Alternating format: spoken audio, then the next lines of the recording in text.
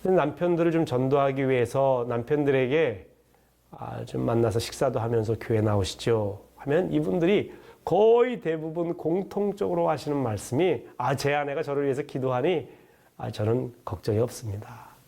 어떤 분은 제 아내 치맛자락만 붙잡고 있어도 저는 천국 갈 겁니다.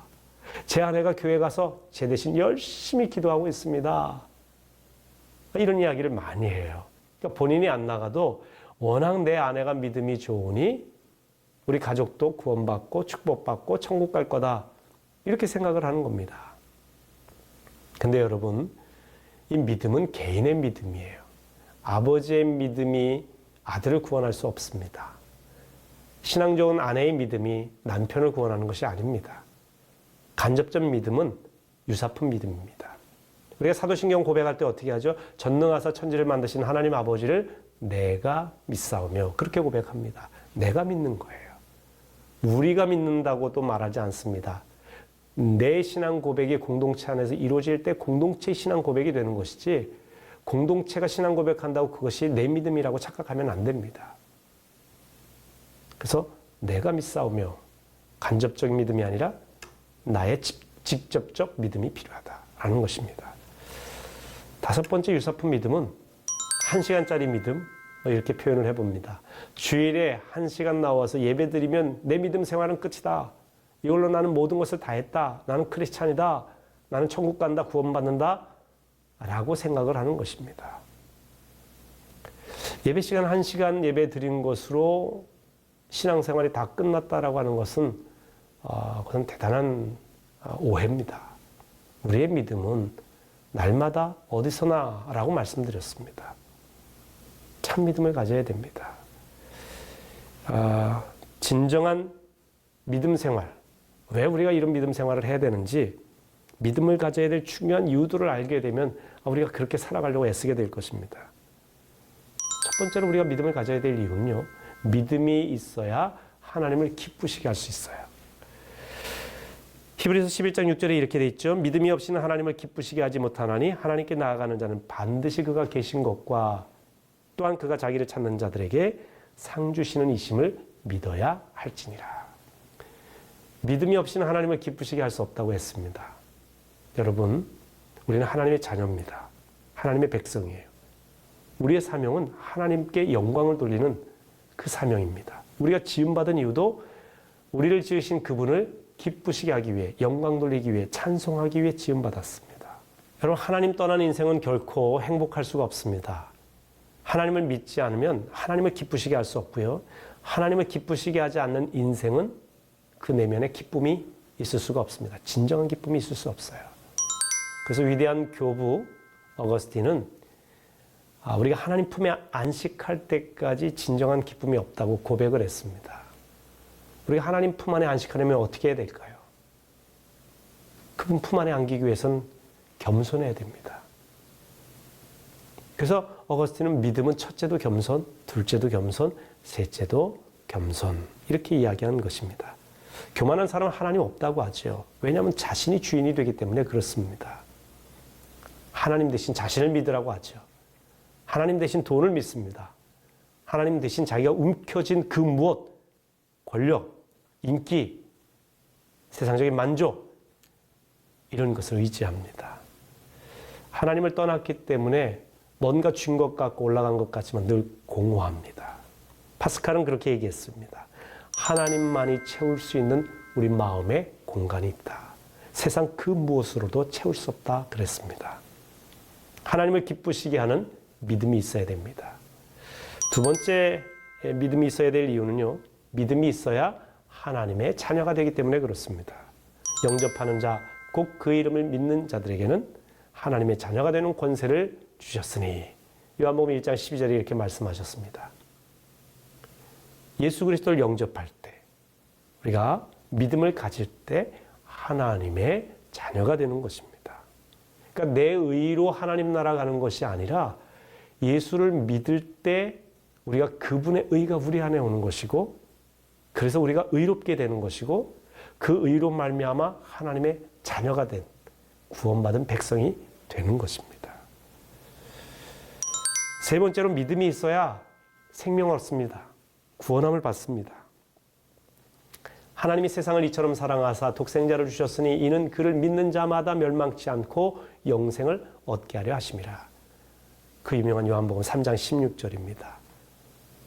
하나님이 세상을 이처럼 사랑하사 독생자를 주셨으니 이는 그를 믿는 자마다 누구든지입니다. 빈부, 귀천, 지위, 고아, 남녀노소를 불문하고 누구든지 예수를 믿기만 하면 영생을 얻는다 그랬어요. 영원한 생명을 얻습니다. 기가 막힌 사실이에요. 우리의 자격에 딸린 것이 아니라 믿음에 따라서 우리가 구원받는다고 하는 것은, 생명 얻는다는 것은 복음 중에 복음입니다. 그분에 의해 이룰 수 있는 인간이 누가 있겠습니까? 소위 도토리 기적입니다. 비행기를 타고 하늘로 쫙 올라가 보면요, 땅 아래서 봤던 그 높던 빌딩들이 다 조그만 성냥갑 같이 보인다고 합니다. 다 그게 그거란 얘기예요. 아래서 보니까 크다 작다 이야기하는 것이죠. 위에서 하나님이 보셨을 때는요, 모든 인생은 죄인이에요. 예수 그리스도의 십자가 그 보혈 공로를 믿을 때 그분의 의가 우리에게 들어오고, 그럼으로써 우리는 구원에 이르는 하나님의 자녀가 된다, 생명을 얻는다라는 것입니다. 영원한 생명을 얻는데, 이것은 어떤 분은 그런 이야기를 해요. 목사님, 세상에서도 이렇게 참 지루하고 답답하고 가난하고 어렵게 살았는데 또 이렇게 계속해서 영원히 죽지 않고 사는 거 저 싫습니다. 그분은 영생을 endless life로 생각한 겁니다. 끝이 없는 인생. 근데 영어 성경에는 eternal life라고 돼 있어요. eternal life라고 하는 것은 완전히 차원이 다른 영원한 삶입니다. 완전히 차원이 다른 진정한, 진실된, 아름다운, 고귀한 삶. 도저히 우리가 말로 설명할 수 없는 그 세계의 삶을 말해요. 물론 우리가 예수를 믿을 때 이 땅에서도 그 삶을 맛보며 살아가는 겁니다. 그 믿음이 얼마나 중요한지 몰라요. 하나님 나라는 돈으로도 못 가고요, 외모가 잘생긴 사람만 들어가는 것은 아닙니다. 만약에 외모가 기준이 된다면 여러분 어떻게 생각하십니까? 자신 있으신가요? 돈이 기준이 된다면 자신이 있으세요? 인기? 어떻게 보면 요즘은요, 댓글에 따라서 인기를 평가하더라고요. 페이스북이라든지 트위터라든지 인터넷상에서의 자기가 올린 사진, 글에 대한 댓글이 얼마냐, 팔로워가 얼마냐, 여기에 따라서 그 사람의 인기를 측정한다고 해요. 과연 그것이 믿음과 상관이 있는 것일까요? 누군가는 나보다 나은 사람이 있어요. 그렇기 때문에 우리는 작아질 수밖에 없습니다. 그런데요, 이 모든 것을 초월해서 우리는 예수 그리스도의 십자가 공로로 구원받는 겁니다. 그걸 믿는 거예요. 그럼 믿음이 얼마나 대단한지 모릅니다. 네 번째로, 믿음이 있어야 응답이 옵니다. 여러분, 성경에서 내 믿음이 너를 구원하였다, 너희 믿음대로 되리라, 내 믿음이 크도다, 내 소원대로 되리라, 이런 말씀이 많이 있습니다. 야고보서 5장 15절에도 믿음의 기도는 병든 자를 구원하리니 주께서 그를 일으키시리라, 혹시 죄를 범하였을지라도 사함을 받으리라 그랬습니다. 믿음의 기도가 병든 자를 구원한다고 했습니다. 치유하고 낫게 하고 새롭게 하고 자유함을 주고. 믿음이 응답의 열쇠입니다. 그래서 믿음 없는 삶은 빈 껍데기예요.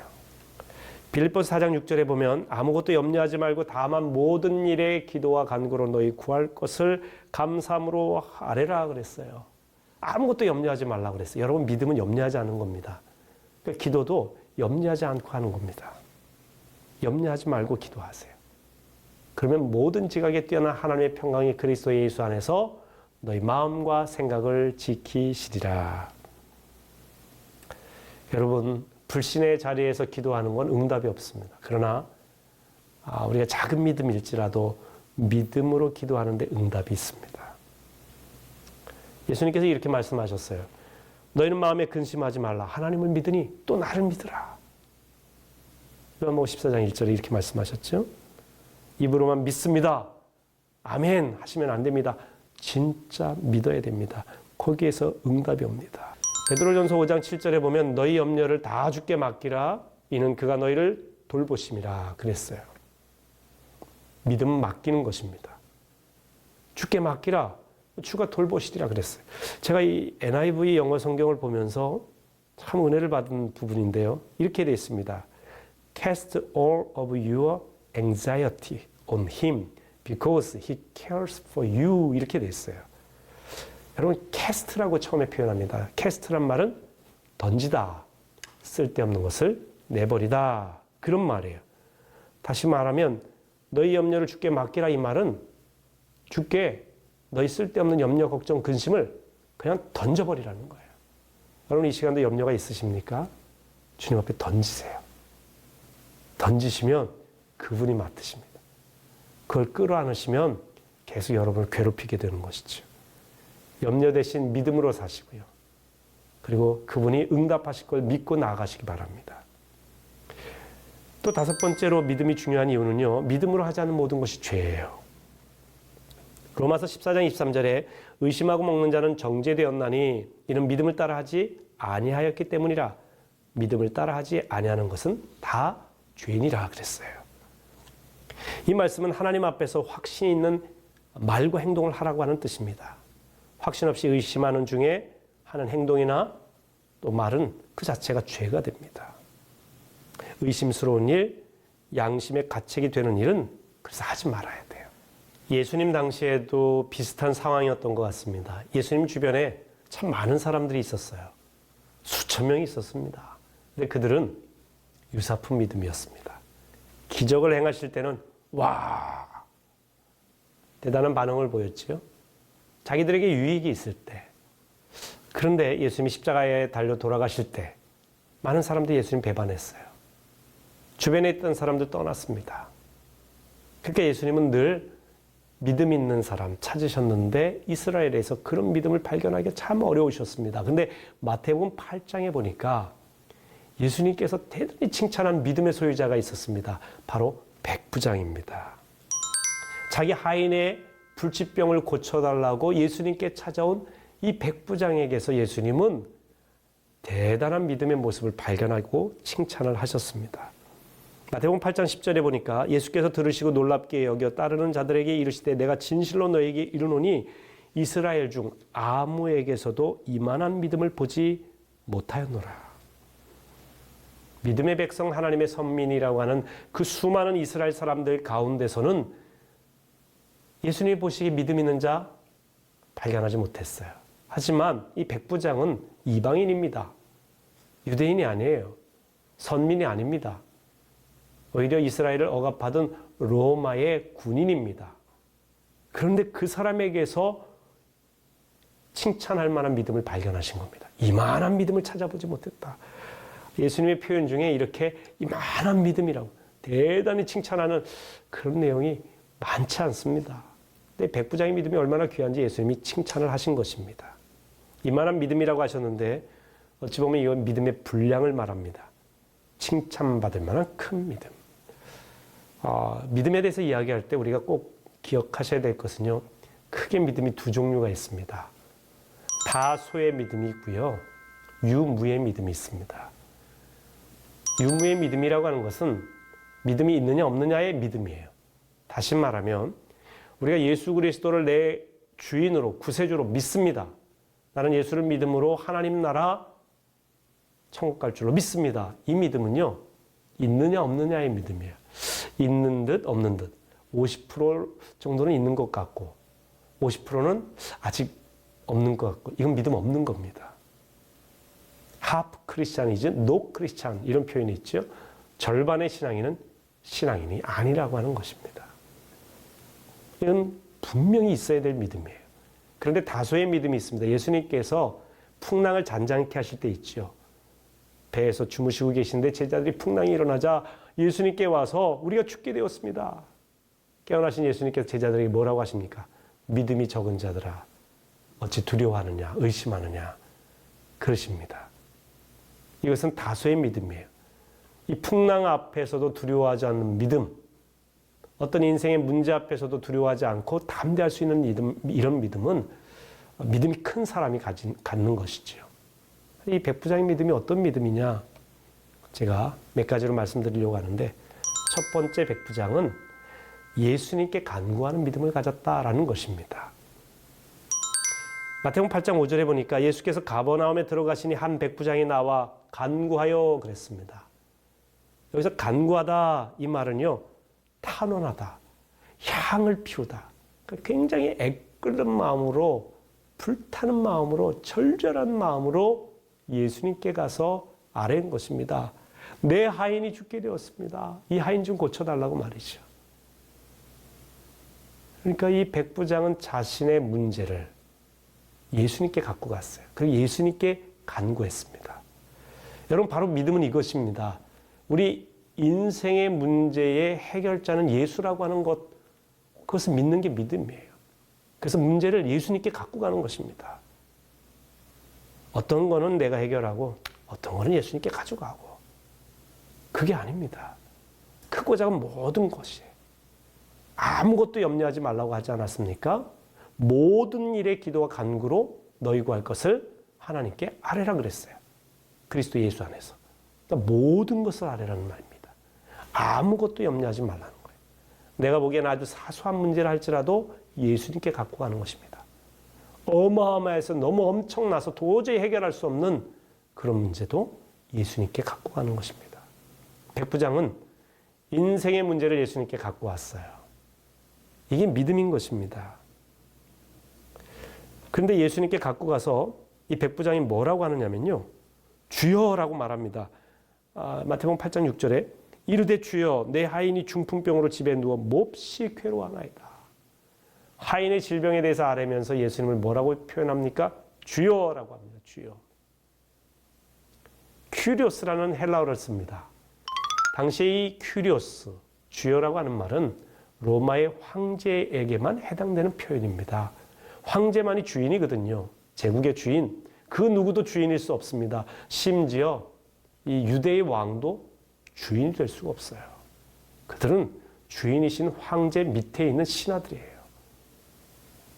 더군다나 이 백부장은 황제의 신하 아닙니까? 로마의 장교니까.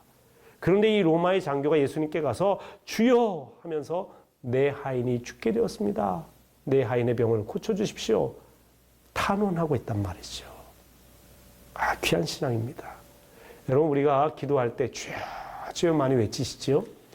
그런데 이것은 습관적인 형식적인 어구가 아니라 진정으로 우리가 우리 인생의 주인, 내 삶의 주인, 이 문제를 해결할 주인은 우리 주님 예수님밖에 없다고 하는 믿음에서의 외침이 되어야 됩니다. 주여 주여 하는 자가 다 구원받는 것이 아니라고 했거든요. 진정으로 그분을 나의 주님으로 인정할 때 우리에게도 역사가 일어나는 것입니다. 믿음의 기도, 구체적인 간구, 힘이 있습니다. 그것이 예수님께 나아가 믿음으로 구한 백부장의 첫 번째 믿음의 모습입니다. 자기 인생의 문제를 예수님께 가지고 가서 간구하라. 두 번째 이 백부장의 믿음은요, 제가 이렇게 표현을 해봐요. 벽을 넘는 믿음이다. 이런 표현을 써봅니다. 예수께서 칭찬한 백부장은 자신의 하인 때문에 온 것입니다. 자신의 문제가 아니라 자신의 가정에 있는 하인. 이 하인은 헬라어로 파이스 이런 단어를 쓰는데요. 신분상 피지배인, 남의 수하에 있는 사람. 쉽게 말하면 노예입니다. 여러분, 이 노예는요, 당시에는 물건과 같아요. 그렇기 때문에 사고 팔 수 있는 것이죠. 또 이 물건이 잘못되거나 파손되거나 문제가 있으면 우리가 버리지 않습니까? 노예를 버린다고 그때 당시에 문제가 되지 않습니다. 그러니까 하인이 죽을 병에 걸렸다는 것은 더 이상 고칠 수 없는 물건이 되었다. 버릴 수밖에 없는 상황이다. 이런 의미도 될 수 있는 것입니다. 그런데 이 하인을 위해서 백부장이 예수님께 와서 주여 내 하인이 죽을 병에 걸렸습니다. 고쳐달라고 구한 것이죠. 그러니까 이 백부장은 주인과 종이라고 하는 신분을 넘어서는 믿음을 가진 사람이에요. 천한 신분의 하인의 아픔을 외면하지 않는 그런 사랑의 믿음을 가진 사람이었습니다. 그러니까 예수님도 얼마나 고귀하게 느끼셨겠어요. 벽을 넘는 믿음. 우리 한국 교회 초기에 있었던 이야기입니다. 박성춘이라고 하는 백정이 있었습니다. 이 박성춘이라고 하는 백정은 자기의 백정 신분에 대해서 늘 한탄하면서 내 아이만은 백정이 되기를 원치 않았어요. 여러분, 조선시대의 이 백정이라고 하는 신분은요, 천민 중에 천민입니다. 평민 아이가 백정에게는 반말을 쓸 정도로 아주 낮은 신분이에요. 그 박성춘은 자기 아들이 좀 새로운 세계를 보기를 원해서 당시 이 서양 선교사들이 하는 학교, 곤당골 예수학교라고 하는 곳으로 아들을 보냅니다. 그래서 그 학교에서 박성춘, 백정의 아들이 공부를 해요. 그때 그 학교의 교장 선생님이 무어 선교사입니다. 근데 어느 날 이렇게 공부를 하고 있는데 이 곤당골 예수학당을 나가다 보니까 이제 교회도 나가게 되고요. 예수님을 알게 되잖아요. 아버지가 예수 믿었으면 좋겠는데 아버지는 서양 귀신 안 믿는다고 거부합니다. 그런데 그때 장티푸스로 전염병이 돌 때 박성춘도 전염병에 걸린 거예요. 뭐 꼼짝없이 백정이니까 뭐 약을 쓸 수 있나요? 의사의 도움을 받을 수 있나? 꼼짝없이 죽을 위기에 처해 있었습니다. 그때 그 박성춘의 아들이 무어 선교사님에게 부탁한 거예요. 우리 아버님이 전염병 때문에 죽게 되었는데 좀 도와달라고. 그랬더니 이 무어 선교사님이 당시 고종 황제의 어이였던 에비슨 선교사님에게 부탁을 합니다. 그러자 에비슨 선교사님이 이 백정이 있는 마을로 간 거예요. 무어 선교사님이랑 고치기 위해서. 이 백정 마을에서 그냥 완전히 그냥 큰 이슈가 된 겁니다. 왜냐하면 왕을 치료하는 어이가 백정이 사는 천민의 마을에 오는 거 아니에요. 당시는 상상할 수가 없는 일입니다. 그래서 이 에비슨과 무어 선교사님이 박성춘의 집을 방문하게 되고 치료해서 고칩니다. 그러자 이 박성춘의 마음이 얼마나 큰 감동이 있었겠어요. 그 뒤로 교회에 나오게 되죠.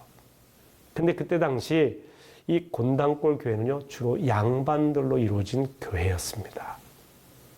그런데 갑자기 백정이 교회를 나오는 거예요. 난리가 났습니다. 그래서 그때 당시 양반 교인들이 무어 선교사님에게 무언의 압력을 가하는 것이죠. 눈빛으로. 그래도 안 되니까 어느 날 선교사님에게 찾아가서 우리는 저 천민하고 같이 예배드릴 수가 없습니다. 내보내시지 않으면 우리가 나가겠습니다. 이렇게 선교사님에게 이야기를 합니다. 그러자 선교사님은 아마 어색한 우리나라 말투로 이랬을런지 모릅니다. 이 양반님, 하나님 앞에서는 모두가 형제 자매입니다. 양반, 쌍놈 따로 없습니다. 우리는 모두 주 안에 한 형제입니다. 그랬을런지 모릅니다. 그래서 거부를 하셨어요. 왜냐하면 그건 하나님 뜻이 아니거든요. 우리는 믿음 안에서 모두 한 형제 자매입니다. 신분의 차별이 있을 수가 없어요. 신분의 벽을 넘어선 거죠.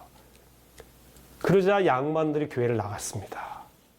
교회를 나가서 따로 교회를 세웠는데 그 교회가 홍문숫골 교회라고 하는 교회입니다. 3년 동안 나가 있었는데요. 그러니까 이 양반들이 대부분 나가니까요. 교인들이 거의 없는 겁니다. 천하디 천한 백정 하나를 위해서 교회가 어려움이 있는데도 무어 선교사님은 이 박성춘을 귀하게 여기는 겁니다. 그러자 박성춘 마음속에 이분들이 믿는 하나님 진짜구나. 그러면서요. 전도하기 시작하는데 백정들을 비롯해서 그 시대의 천민, 평민들을 전도하기 시작하는 거예요. 우리를 진짜 사람 대우해주는 종교가 기독교다. 우리가 진짜 사람처럼 대우받을 수 있는 곳이 교회다. 사람들 전도해요. 놀랍게 부흥이 됩니다. 나중에 홍문숫골로 나갔던 이 양반들이, 여러분, 교회는요, 신분의 차별로 인해서 어느 그룹만 모여서 교회가 되질 않습니다. 남녀노소, 지위고와 신분의 모든 벽을 넘어서서요, 함께 모이는 거예요. 가족이에요. 그러니까 이 교회가 잘 모이지 않고 결국 어려움을 겪으면서 무어 선교사님에게 다시 오게 되고 홍문숫골 교회와 곤당골 교회 합치게 되고요. 그 교회가 지금 승동 장로교입니다. 오랜 역사가 있죠. 나중에 박성춘 이 백정이 교회의 장로가 되기도 합니다. 그를 교회로 인도하는 데 중요한 역할을 했던 그 아들이 있죠. 박서양이라고 하는 아들입니다. 여러분 몇 해 전에 재중원이라고 하는 드라마 보신 분들이 있을 겁니다. 바로 이 박서양이라고 하는 우리나라 최초의 서양 근대 의사죠. 나중에는 독립운동도 합니다. 바로 이 백정 박성춘의 아들 이야기를 드라마로 꾸민 것입니다. 물론 좀 각색이 되긴 했습니다만은 아주 이 의미 있고 재밌는 그런 드라마였습니다. 이 교회는 진정한 믿음은 신분의 벽을 넘어서는 겁니다. 사실 예수님과 백부장 사이에도 얼마나 엄청난 신분의 벽이 있습니까? 한 사람은 지배인이고 한 사람은 피지배인이고 압제하는 로마 사람 앞에 유대인들은 힘없는 피지배 계층이에요. 근데 이 신분을 넘어서서 예수님께 와서 주여라고 했고요. 또 하인과 주인이라고 하는 신분을 넘어서서 이 하인의 병을 고쳐달라고 부탁을 한 겁니다. 대단한 믿음이죠. 그리고 사실 지배를 받는 입장에서는 지배하는 사람을 증오할 수 있습니다. 또 주인 밑에서 억압을 당하고 어려움을 당하는 노예 입장에서는 주인에 대한 미움과 증오가 있을 수 있어요. 그런데 이 백부장의 믿음에서 알 수 있는 것은 증오의 벽도 넘었다는 겁니다. 미국의 테이트 선교사라고 하는 분이 1905년 전북 김제에 금산교회를 세웠습니다. 그곳에는 마방 주인이자 큰 부자로 소문난 조덕삼이라고 하는 사람이 살고 있었습니다. 근데 이 조덕삼 씨는 테이트 선교사님이 미국 크고 좋은 나라에서 이 어려운 나라를 돕기 위해서 왔다고 하는 이야기를 듣고 감격해서 그가 교회 다니거나 하나님을 믿지는 않았지만 부자잖아요. 그래서 자기 집 사랑채를 교회로 쓸 수 있도록 내주었습니다. 그게 금산교회 출발입니다. 근데 이 가만히 테이트 선교사님이 하시는 말씀이나 보니까 예수님이란 분이 참 귀하고 좋은 분이에요. 그래서 믿게 되었어요. 그리고 자기가 마방 주인이잖아요. 마부들이 있을 거 아닙니까? 하인들이죠. 그 마부들을 다 교회 나가서 예수 믿도록 했습니다. 근데 그 중에서도 마부 중에서도 이자익이라고 하는 마부가 그렇게 신실하게 하나님을 믿게 되었어요. 금산교회가 부흥합니다. 1907년 처음으로 장로님을 선출하게 됩니다. 그런데 그 이전에 이제 조덕삼도 이자익도 집사로 안수를 받고 그리고 이제 장로 선출에 있어서 두 사람이 후보로 올라온 거예요. 당연히 사람들은 조덕삼 씨가 되리라 생각했죠. 왜? 주인이니까. 그리고 이자익도 그렇게 생각했습니다. 그런데 결과는요. 이자익이 장로가 된 거예요. 한 사람만 뽑게 돼 있는데 이자익이 된 겁니다. 참 놀라운 일은 조덕삼 집사님이 교인들 앞에서 이렇게 얘기하는 겁니다. 이 결정은 하나님이 내리신 결정입니다. 나는 교회의 결정에 순종하고 이자익 장로를 받들어서 교회를 열심히 섬기겠습니다. 우리 집에서 일하는 이자익 집사는 저보다 신앙의 열의가 더 대단합니다. 여러분도 훌륭한 일을 하셨습니다. 이자익이 얼마나 훌륭했으면 주인보다도 먼저 장로가 되었을까요? 그런데 저는 이 이자익의 믿음도 귀하지만 이렇게 체면 떨어지는 상황이 되었는데 그럼에도 불구하고 종이었던 사람이 먼저 장로가 된 걸 축하하고 하나님 뜻이라고 인정하고 그렇게 참 체면의 벽을 넘어서서 인정하는 그 믿음, 이 조덕삼의 믿음 얼마나 귀합니까? 훗날 조덕삼 집사도 교회 장로가 됩니다. 교회 열심히 섬기죠. 뿐만 아니라 이자익 장로를 평양신학교에 가서 공부하도록 했어요. 그래서 훗날 이자익 목사를 그 금산교회 담임 목사님으로 모십니다. 그래서 주인이었던 조덕삼 장로가 목사가 된 이 하인 이자익 목사를 담임 목사님으로 모시는 거예요.